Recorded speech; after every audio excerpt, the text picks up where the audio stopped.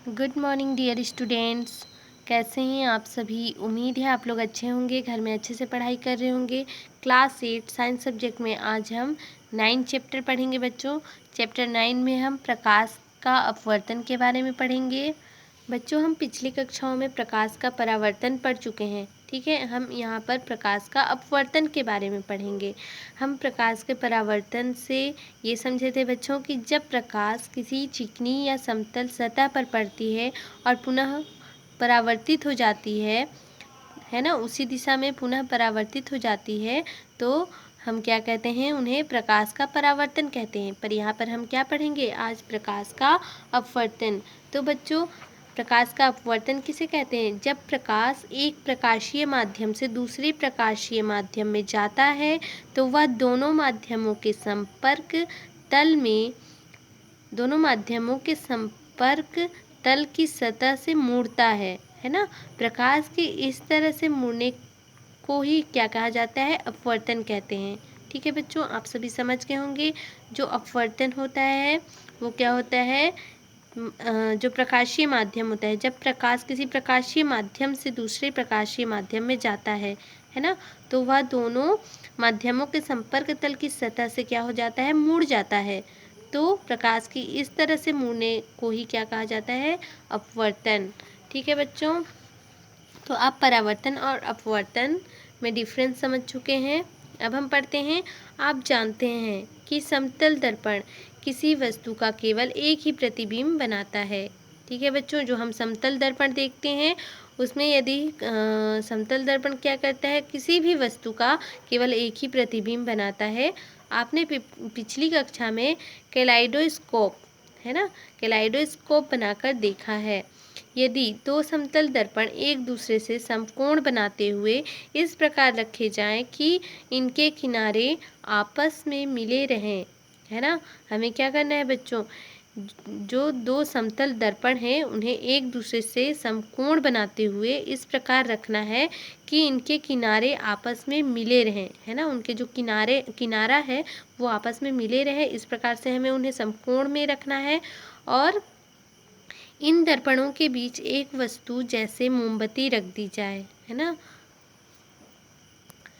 तो सोचिए इसके कितने प्रतिबिंब दिखाई देंगे, है ना बच्चों। यदि हम क्या करेंगे कि उनके जो किनारे, हम इस प्रकार से किनारा रखें हैं कि आपस में मिले रहें, तब इन दर्पणों के बीच हमें क्या रखना है, कोई भी वस्तु, जैसे कि हम मोमबत्ती रख देंगे, है ना। तो मोमबत्ती को रखेंगे तो सोचिए इसके कितने प्रतिबिंब दिखाई देंगे। तो यह क्रियाकलाप आप स्वयं या साथियों के साथ करके देखिए। यह क्रियाकलाप करके देखेंगे बच्चों। अब दर्पणों को विभिन्न कोणों जैसे 45 डिग्री, 60 डिग्री, 120 डिग्री, 180 डिग्री पर जोड़िए। अब हमें दर्पणों को किस प्रकार से विभिन्न कोणों पर जोड़ना है, पर दर्पणों के मध्य मोमबत्ती या कोई अन्य वस्तुएं रखिए। हमें जो दर्पण रखना है बच्चों, उनके मध्य में हमें मोमबत्ती रखना है ना। उनके मध्य यानी कि बीच में मोमबत्ती रखना है, या फिर कोई और भी वस्तु रख सकते हैं। प्रत्येक स्थिति में बनने वाले प्रतिबिंबों की संख्या नोट करें, है ना।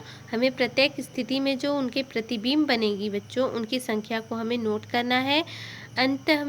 अंत में दोनों दर्पणों को एक दूसरे के समानांतर खड़े कीजिए। अब हमें क्या करना है, दोनों दर्पणों को, दो दर्पण लिए हैं उन्हें एक दूसरे के समानांतर खड़े करना है ना।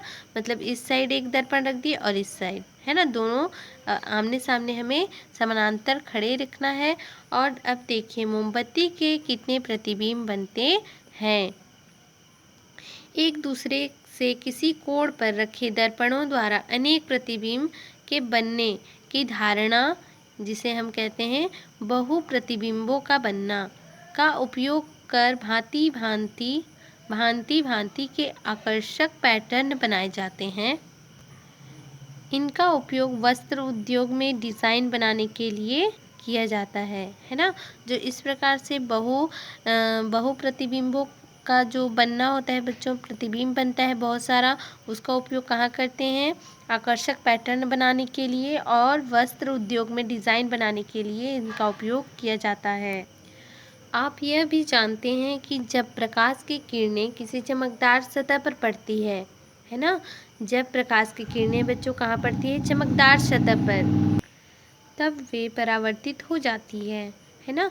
जब कोई प्रकाश की किरणें बच्चों चमकदार सतह पर पड़ती है तब वे क्या हो जाते हैं, परावर्तित हो जाती है। परावर्तन के नियम के अनुसार आपतन कोण सदैव परावर्तन कोण के बराबर होता है। ठीक है बच्चों, हम पढ़ चुके हैं पिछली कक्षाओं में जो परावर्तन के नियम के अनुसार क्या होता है, आपतन कोण सदैव परावर्तन कोण के बराबर होता है तथा आपतित किरण, परावर्तित किरण तथा आपतन बिंदु पर अभिलंब एक ही तल में होते हैं।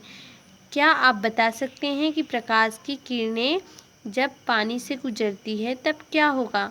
बच्चों यहाँ पर आप लोग हम पिछले कक्षाओं में पढ़ चुके हैं।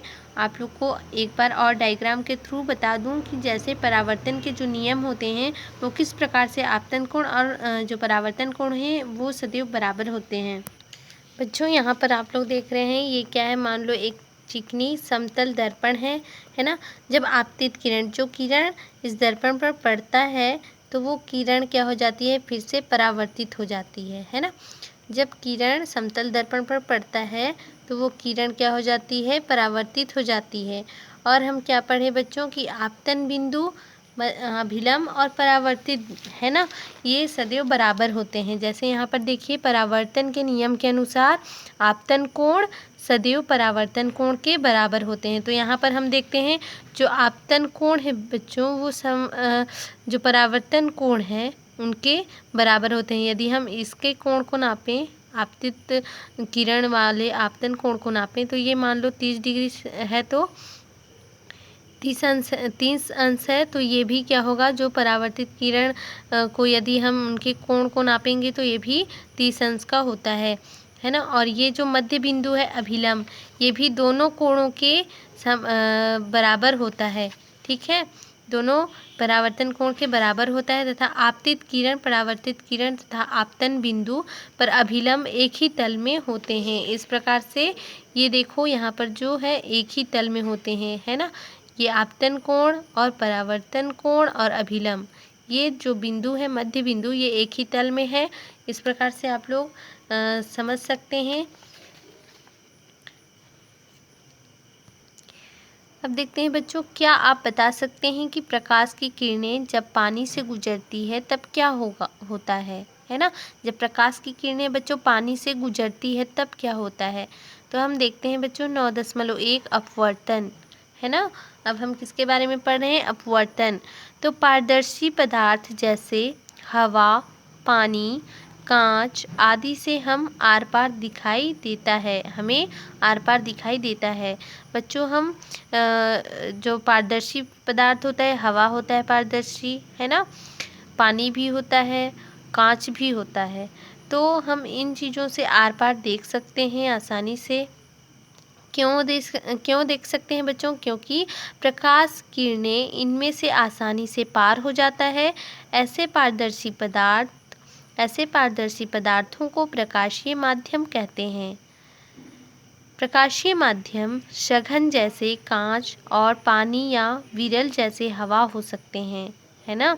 जो सघन प्रकाशीय जो माध्यम है ये क्या हो सकते हैं, सघन, है ना, जैसे कि कांच और पानी या फिर विरल जैसे हवा हो सकते हैं। तो आइए अब हम एक क्रियाकलाप के द्वारा यह जानने का प्रयास करें कि प्रकाश की किरणें जब एक प्रकाशीय माध्यम से एक अन्य प्रकाशीय माध्यम में जाती है तो क्या होता है ना। हमें एक क्रियाकलाप करके देखना है बच्चों। क्रियाकलाप द्वारा यह जानने का प्रयास करना है कि जो प्रकाश की किरणें हैं जब एक प्रकाशीय माध्यम से दूसरे प्रकाशीय यानी कि किसी और अन्य प्रकाशीय माध्यम में जाती है तो क्या होता है, ये हम क्रियाकलाप के द्वारा समझेंगे बच्चों।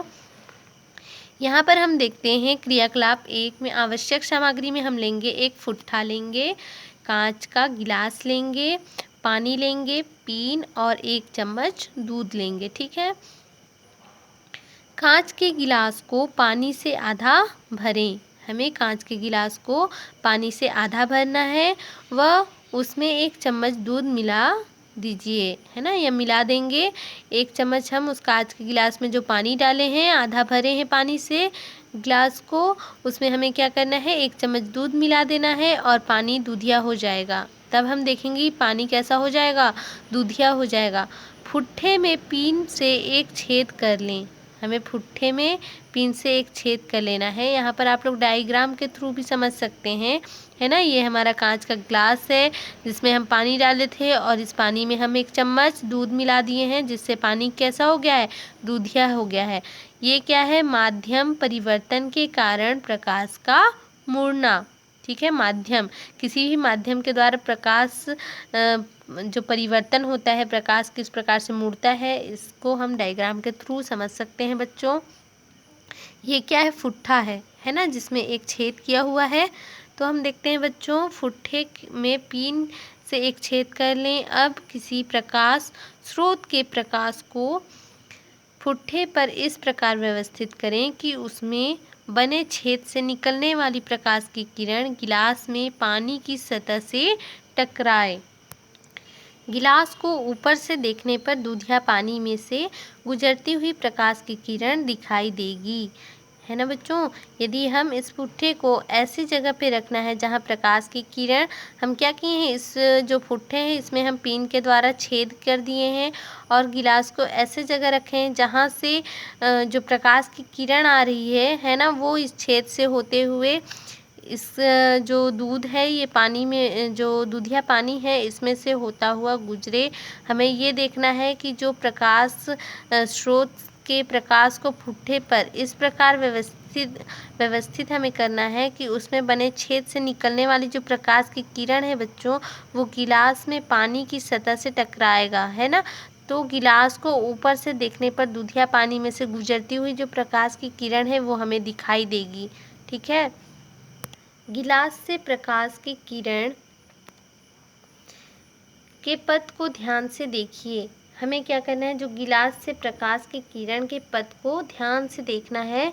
प्रकाश की किरण के पथ में आपको क्या परिवर्तन दिखा। चित्र 9.1 में हम देखेंगे, जब प्रकाश की किरण एक प्रकाशीय माध्यम हवा से दूसरे प्रकाशीय माध्यम दूधिया पानी में जाती है, तब वह दोनों माध्यमों के संपर्क तल पर मुड़ जाती है।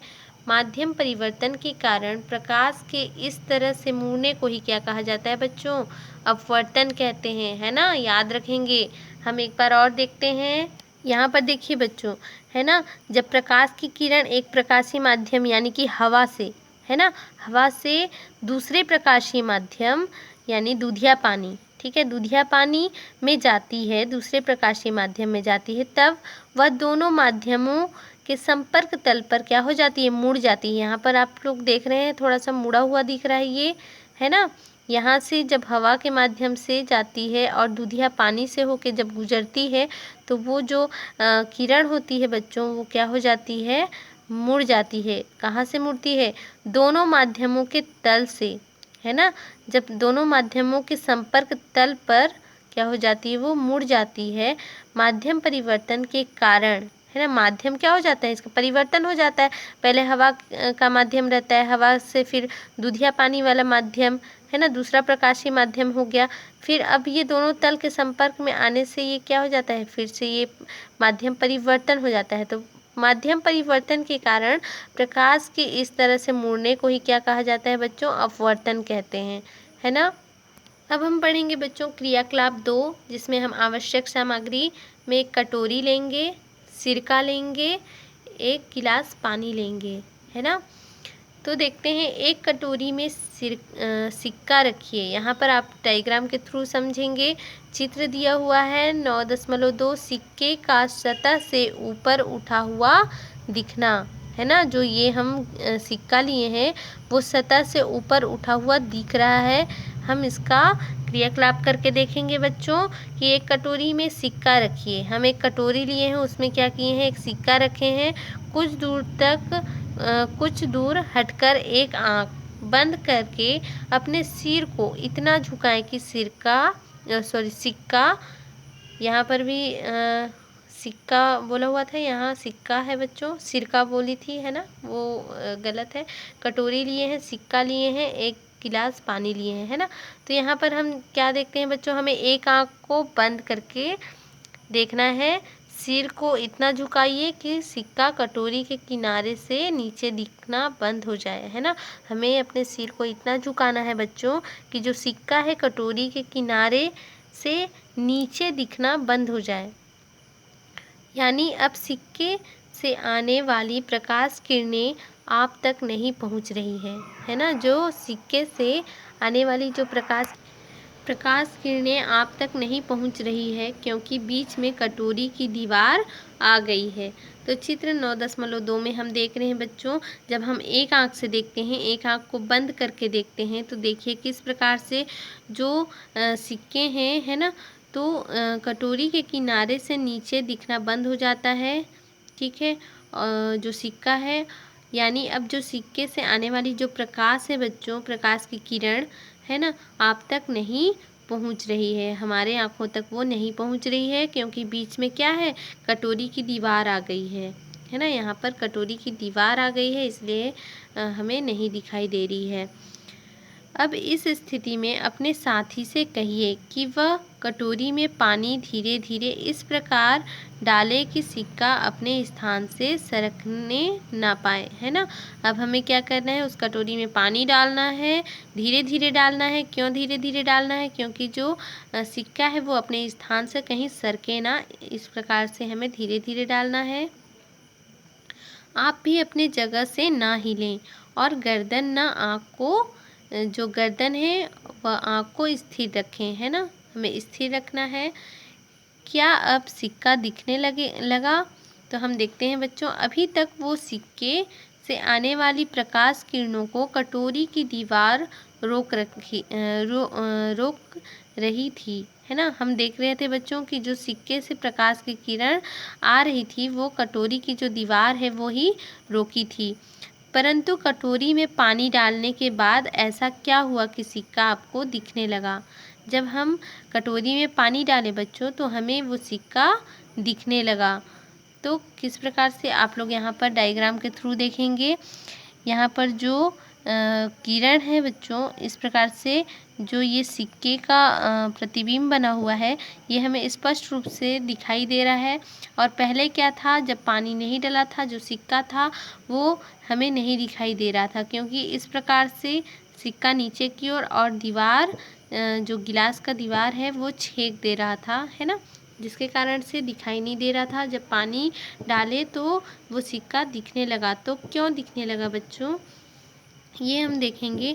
निस्संदेह इसका भी कारण प्रकाश का अपवर्तन है। किस कारण से हमें दिखाई देता है बच्चों, आप सभी जानते हैं कि हमें कोई भी जो भी वस्तु दिखाई देती है वो कब दिखाई देती है, जब किसी वस्तु पर प्रकाश की किरण पड़ती है ना। किसी भी वस्तु पर प्रकाश की किरण पड़ती है तो वो परावर्तित होकर हमारे आँखों पे वो प्रकाश की किरण आती है और हम उस वस्तु को फिर देख पाते हैं, है ना। जैसे अभी मुझे ये सभी दिखाई दे रहे हैं, है ना, ये डायग्राम दिखाई दे रहे हैं। क्यों दिखाई दे रहे हैं, क्योंकि लाइट्स है, लाइट्स इस वस्तु पर पड़ रही है, फिर उसके बाद जो लाइट है इस वस्तु पर पड़ने के बाद ये परावर्तित होकर हमारे आँखों में आ रही है। तो उस कारण से मैं इस वस्तु को या फिर डायग्राम हो या कोई भी वस्तु हो मैं हम देख सकते हैं, ठीक है। यदि अभी लाइट्स नहीं होती, अंधेला होता तो नहीं देख पाते। कैसे नहीं देख पाते, क्योंकि किसी भी वस्तु पर प्रकाश नहीं पड़ेगी तो वो हमें भी नहीं दिखाई देगी। हम तभी देख पाते हैं बच्चों किसी भी वस्तु को जब किसी भी वस्तु पे प्रकाश की किरण पड़ती है ना, तभी हम उस वस्तु को देख पाते हैं। तो यहाँ पर भी क्या हो रहा है बच्चों, निस्संदेह इसका भी कारण प्रकाश का क्या है, अपवर्तन है। पानी डालते ही सिक्के से चलने वाली प्रकाश की किरणें पानी की सतह से मुड़ जाती है ना, मुड़ कर क्या हो जाती है, आपकी आँखों तक पहुँच गई और सिक्का दिखने लगा। प्रकाश की किरणों का संभव पथ चित्र 9.2 में दिखाया गया है कि किस प्रकार से ये सिक्का है, सिक्का होता है बच्चों, जो सिक्का का जो प्रकाश पड़ रहा है इस सिक्के के ऊपर, ये प्रकाश क्या हो जाती है, मुड़ जाती है, जिसके कारण से दिखाई देने लगती है। ये जो मुड़ना है बच्चों, इसको क्या कहते हैं? विचलित होकर, है ना, विचलित भी होना होता है। अब हम देखते हैं 9.1.1 कांच के गुटके से प्रकाश का अपवर्तन। यहाँ पर एक कांच का गुटका लेंगे बच्चों, है ना। आप सभी सुने होंगे प्रिज्म कांच का गुटका के बारे में। तो यहाँ हम कांच का गुटका लिए हुए हैं जो पारदर्शी होता है बच्चों। क्रियाकलाप 3 में हम आवश्यक सामग्री में लेंगे एक कांच का गुटका, ठीक है, एक समतल दर्पण लेंगे, पट्टी काला कागज़ लेंगे, एक सफ़ेद कागज़ लेंगे, ब्लेड या फिर कैंची लेंगे, स्केल, प्रकार लेंगे, रबर बैंड लेंगे, ठीक है। अब हम देखेंगे बच्चों, समतल दर्पण की पट्टी पर काले कागज़ को लपेटकर एक झिरी बनाएं। तो आप सभी जानते हैं बच्चों झिरी क्या होता है ना। एक जो आप समतल दर्पण ले सकते हैं, उसमें हमें काला कागज़ होता है या फिर वाइट सफ़ेद कागज़ होता है ना। तो हमें यहाँ पर क्या लेना है? एक काला कागज़ लपेटेंगे उसमें जो हम दर्पण लिए हैं बच्चों। फिर उसमें क्या करना है? हमें खुरुचना है, यानी कि इस प्रकार से एक दर्पण है बच्चों, मान लो ये क्या है? हमारा दर्पण है ना। इस दर्पण में हम काला कागज़ को लपेटे हुए हैं, है ना। इस प्रकार से हम खुरुच देंगे। खुरुचने के बाद क्या होता है? जो पतली पतली झिल्ली दिखाई दे रही है बच्चों, तो आप सभी देख रहे हैं बच्चों, यहाँ पर एक दर्पण लिए हैं जिसमें काला कागज़ लपेटे हुए हैं और इस प्रकार से झिर्री आप लोगों को दिखाई दे रही है दर्पण के, है ना। तो इसी प्रकार से हमें झिर्री बनाना है, ठीक है, झिर्री बनाना है।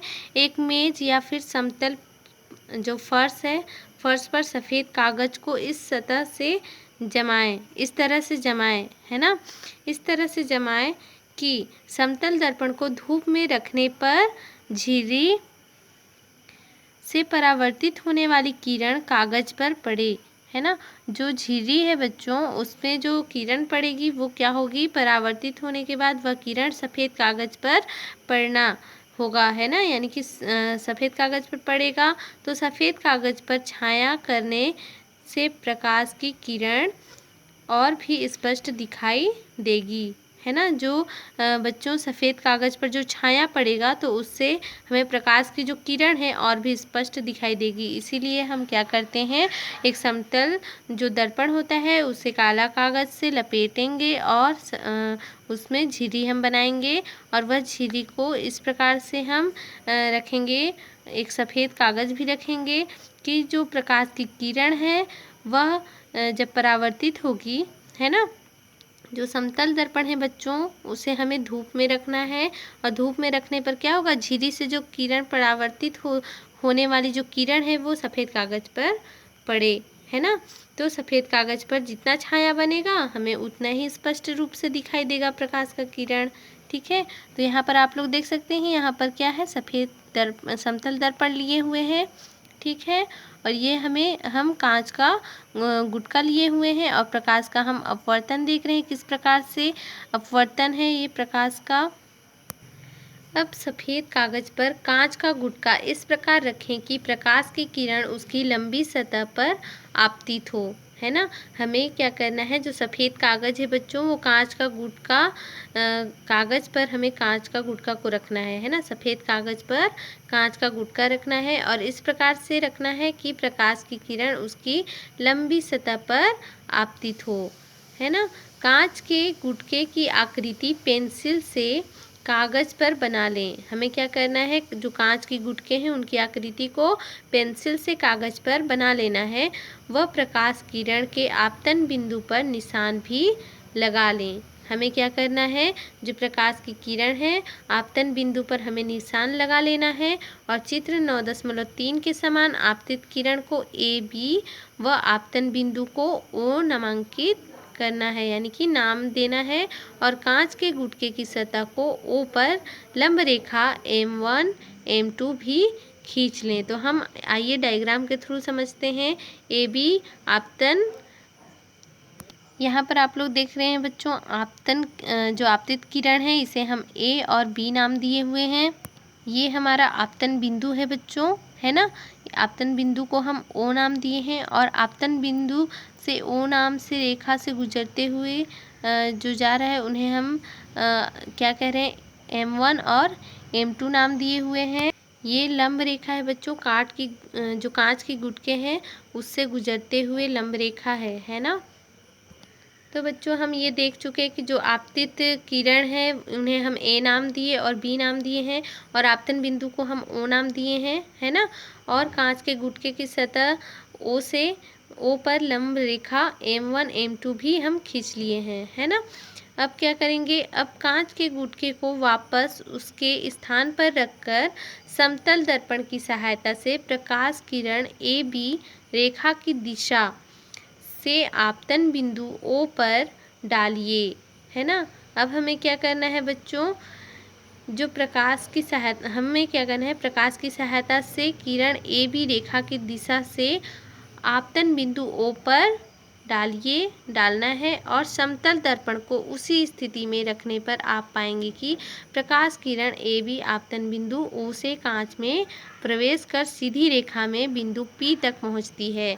तो हम यहाँ पर डायग्राम से देखेंगे बच्चों, यहाँ हम डायग्राम के थ्रू समझेंगे बच्चों कि किस प्रकार से जो ए बी रेखा की दिशा से आपतन बिंदु ओ पर हम जब डालते हैं तो समतल दर्पण को उचित स्थान में रखने पर आप पाएंगे कि प्रकाश की जो किरण है ए और बी आपतन बिंदु ओ से कांच में प्रवेश करता है ना। ये कांच से ओ में प्रवेश करता है और सीधी रेखा में बिंदु पी, यहाँ पर देखिए बिंदु पी तक पहुँचती है, सीधी रेखा में बिंदु पी तक पहुँचती है और फिर वहाँ से सीधी किरण की दिशा में वापस हवा में निकल जाती है।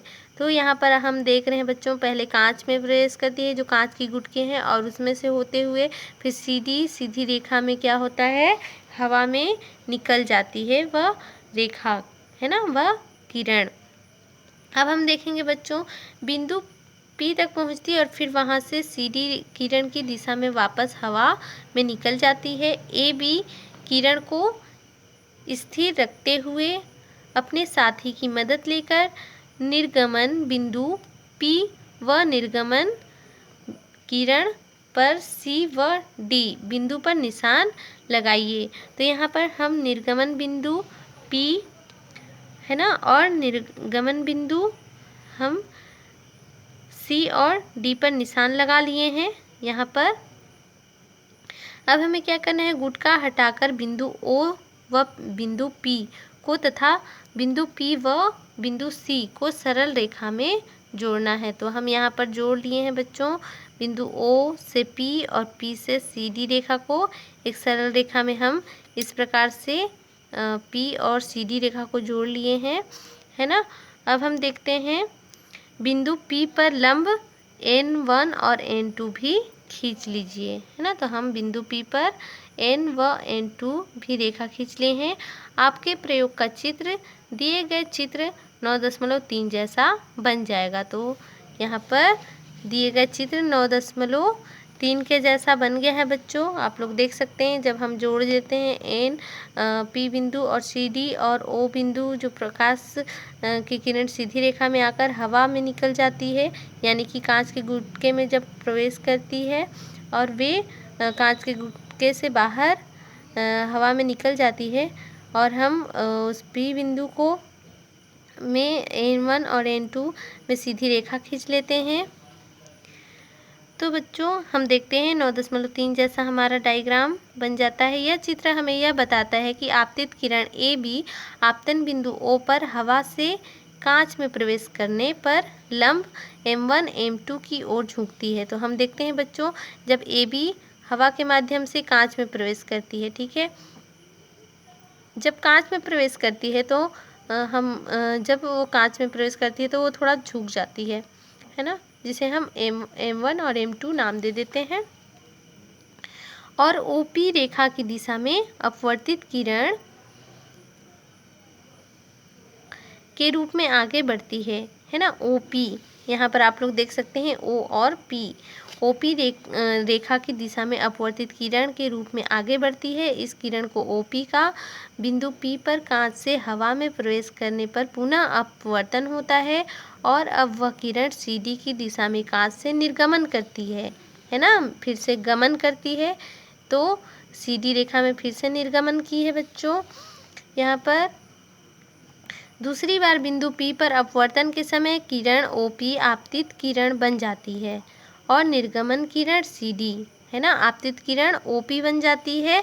ये हमारा आपतित किरण है बच्चों O और P, और निर्गमन दिशा में परिवर्तित करती है CD रेखा, ठीक है, जो हवा में निकल जाती है। तो दूसरी बार बिंदु P पर अपवर्तन के समय किरण OP आपतित किरण बन जाती है और निर्गमन किरण क्या बन जाती है, CD अपवर्तित किरण बन जाती है, जो लंब N1 N2 से दूर हट जाती है ना। तो जो लंब हम N1 और N2 से दूर हट जाती है, इसे देखते हैं, N1 और N2 से ये दूर हट जाती है। इस प्रयोग में हमने प्रकाश किरण का हवा से कांच में जाने पर व कांच से हवा में जाने पर होने वाले विचलन को देखा, ठीक है बच्चों। हम इस प्रयोग के द्वारा क्या देखें, इस प्रयोग में हमने जो प्रकाश का किरण है हवा से कांच में जाने पर, जब ये हवा से कांच में जाता है बच्चों तो क्या होता है, किरण का हवा से कांच में जाने पर व कांच से हवा में जाने पर होने वाले विचलन को हम देखें बच्चों। इस परिस्थिति में हवा कांच की तुलना में एक विरल व कांच हवा की तुलना में एक सघन प्रकाशीय माध्यम है ना बच्चों। हम अपने प्रयोग के चित्र का अवलोकन कर बताइए, इसे नेक्स्ट वीडियो में पढ़ेंगे, ठीक है बच्चों। ये आप लोगों का होमवर्क है क्रियाकलाप 3 में। ये जो कांच के गुटके का डायग्राम है बच्चों, इसे आप लोग अपनी कॉपी में बनाकर मेरे नंबर पर सेंड करेंगे। ये आप लोगों का होमवर्क है क्रियाकलाप 3, ठीक है। और इसे आप लोग बताएंगे भी ये किस प्रकार से जो आपतन किरण है हवा के द्वारा किस प्रकार से कांच में प्रवेश करता है और किस प्रकार से ये जो फिर से हवा में निकल जाती है, इस रेखाओं के बारे में आप लोगों को बताना है। और यह डायग्राम भी आप लोगों को बनाकर मेरे नंबर पर सेंड करना है, ठीक है बच्चों। Bye bye, take care.